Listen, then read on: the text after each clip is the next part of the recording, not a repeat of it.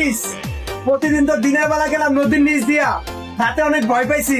আজকে আবার তাও রাতের বেলা ঢুকতেছি কর্ণফুলির টানেল, নদীর নিচ দিয়ে যাইমু। খুব আজকে অনেক ভয় লাগতেছে, সবাই একটু দোয়া করবেন। আর অনেকে কমেন্ট করছেন যে নদীর উপর দিয়ে কি জাহাজ চলে ব্রিজের উপর দিয়া। অবশ্যই ব্রিজটা অনেক গভীরতা, 3-4 মিনিট অনেক গভীর নামতে হয়, আবার 3-4 মিনিট উপরে উঠতে হয়।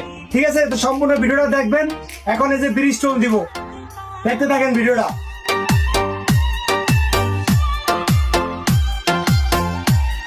400 টাকা ব্রিজ তুলতেছি। আজকে দেখাবো রাতের কর্ণফুলি টানেল নদীর নিচ দিয়া, দেখতে থাকেন সম্পূর্ণ ভিডিওটা।